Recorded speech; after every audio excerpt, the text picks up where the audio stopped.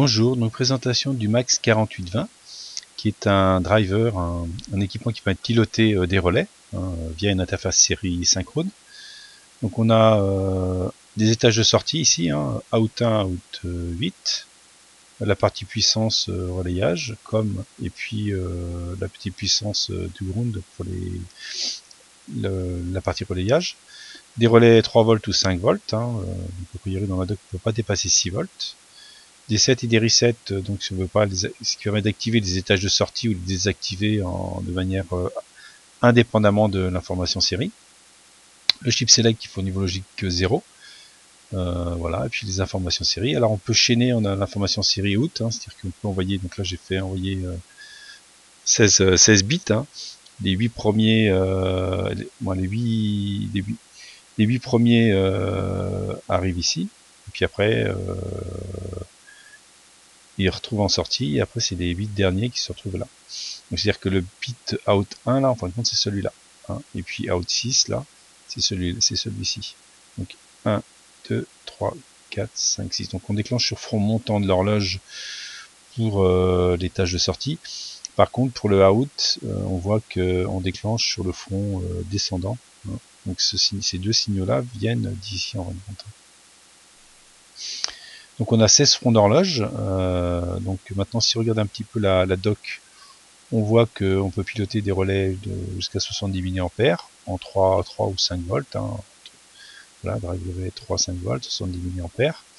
On a un set et reset indépendant du chip select. Quoi dire d'autre les tâches de sortie ici, ça peut être intéressant de regarder les tâches de sortie. Bon là, les tâches de sortie, on va regarder là-bas. Les tâches de sortie, il est ici, voilà. Donc on voit qu'on a des sorties, donc c'est des MOS canal N, sortie de rein ouvert, avec une diode de roue libre. Donc on pourrait penser que l'OCOM et le VCC et le PGND, ça c'est la partie puissance.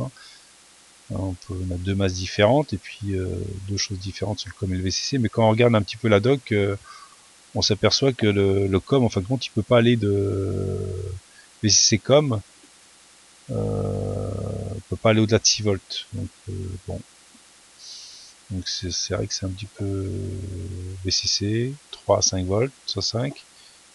VCC COM, voilà, 6 volts. Donc on peut pas piloter plus que 6 volts, plus de 5 volts, quoi, grosso modo, pour les relais. Pour les chronogrammes, bon, on voit que le chip select faut qu'il soit au niveau logique 0 pour valider sur le front montant de l'horloge les étages de sortie, front montant. Par contre, le D-out, on voit que c'est sur le front descendant qu'il arrive D-out. Il est sur le front descendant ici, il se présente en sortie, sur le front descendant de l'horloge. On voit qu'il faut remettre le chip select au niveau logique 1 pour valider les tâches de sortie. Donc ça c'est stocké dans c'est latché, mais par contre c'est pas présent sur les tâches de sortie. Donc on voit un petit peu au niveau de la structure interne, on voit voilà, on a le registre à décalage, voilà, et les tâches de sortie qui est validé par chip select. Donc niveau logique 1 sur le chip select pour valider les tâches de sortie, niveau logique 0 pour valider le registre à décalage. Le reset et le set est indépendamment du chip select. Donc ça veut dire que si vous mettez pas reset et set au niveau logique 1, vous allez avoir du mal à piloter le registre de sortie, les tâches de sortie. Donc en simulation, donc on voit que bon, on va simuler, donc on voit déjà que le set et le reset ils sont au niveau logique 1, le chip select au niveau logique 0.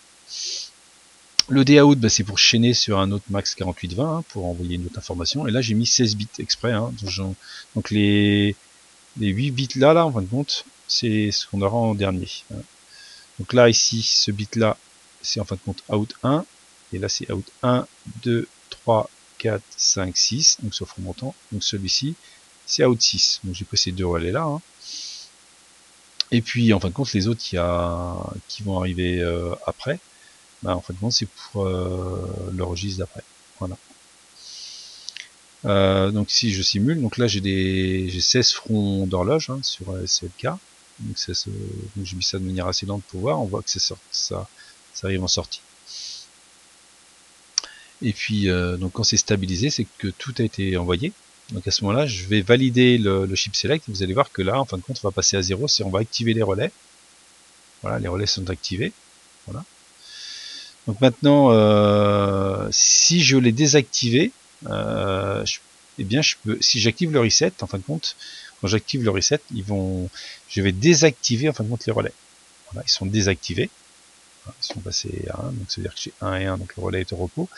Maintenant, si j'ai envie de les réactiver, ben je le peux faire avec le set. Voilà, donc je réactive avec le set. Donc là, je réactive tous les relais. Alors tous les relais de sortie, hein, tous en même temps. Donc si je veux pas les activer set ou reset, je mets un.